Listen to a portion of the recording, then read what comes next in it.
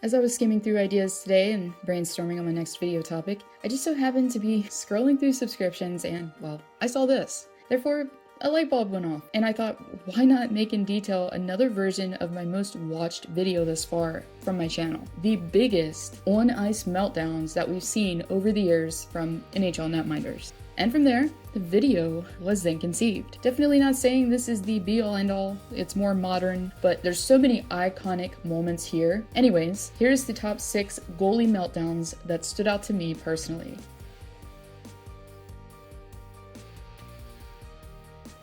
Yeah, pretty much any hockey fan watching this that hasn't been under a rock for the past decade or so won't be at all shocked at finding Tuukka Rask here, as a Finnish netminder has had definitely his fair share of meltdowns that have given him the reputation of being a loose cannon. And Rask was in nothing short of full-fledged Tuukka mode during the postseason in Game 1 of the second round against Tampa in 2018. During the second frame of play, Rask, who was clearly in some sort of distress, could be seen waving at the officials in desperate attempts to stop play. And directly after the Bolts scored, number 40 then became unhinged while holding his skate blade and trying to make his case for the allowed goal. Now, I'm definitely no goalie, but I can get Tuukka's frustration here, because I mean, for lateral movement to happen, you kinda need some metal. Anyways, despite the goaltender's disadvantage, the goal remained on the board. Ah, the king. Another highly entertaining goalie. Not only for the crazy saves he made, but also his theatrics. Therefore, in honor of Hank, let's bring out a clip from his best troll moments. Now, we all know that for some reason, referees' ability to officiate seemingly dissipates as the postseason commences. And round 1 of the 2012 Stanley Cup playoffs for Lundqvist and his team, this was also true.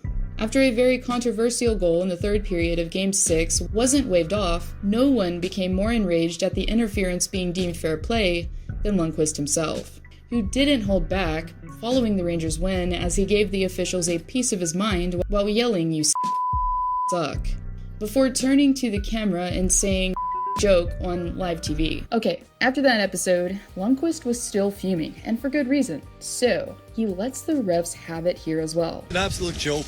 Oh my god, it scares me. When it's such an obvious play, goal interference and a kick, and they still call it a goal, it scares me that someone can call that. It's just unbelievable. It still upsets me because we have this game and then they get a chance. Someone wants them, back in the game, obviously, because there's no other explanation, I think.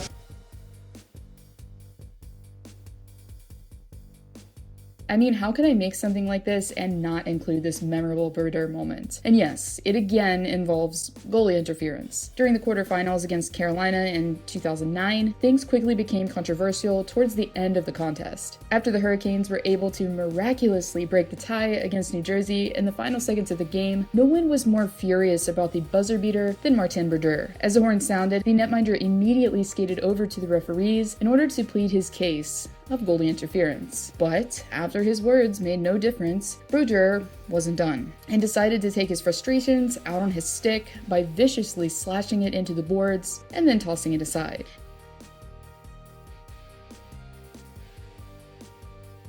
Now, we all know that there have been decades of bad blood between the St. Louis Blues and the Chicago Blackhawks, and that's not even questionable. But what was confusing at the time was why Corey Crawford became so heated at FABBRI for running him over, as the goaltender immediately bailed on hockey, left his crease to chase down the forward in order to get revenge. Crawford could be shown shoving FABBRI relentlessly before the play was halted and the two were broken up. And the most surprising or startling part of it all was the fact that the Hawks somehow got a power play after all of this went down and were able to convert on the man advantage while taking the lead temporarily.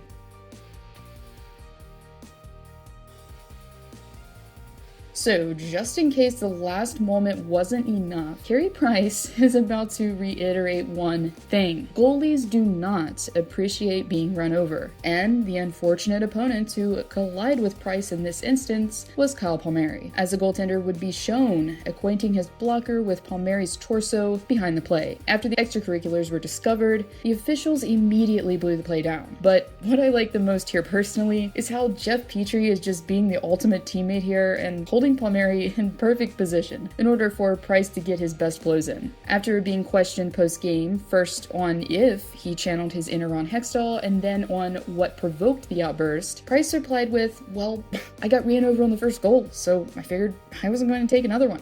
So I got fired up, I guess." Speaking of being fired up, here's my number one on this list, which I was fortunate enough to witness live. Obviously, the King has no problem with letting the men in the white and black stripes know when they're in the wrong. And for Lundqvist, the game that took place in Pittsburgh towards the end of the 2015-16 season was no different.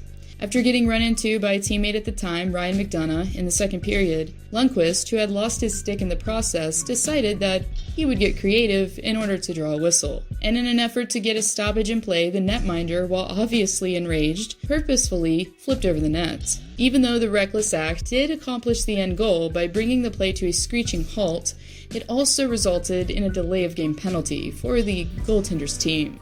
Feel free to leave your favorite goalie meltdown moment in the comments below, and as always, I'd like to give a special thanks to Evan Berger for producing this amazing music for me. Background music, definitely check out his YouTube channel and his Twitter page. I'll have the link to his channel below.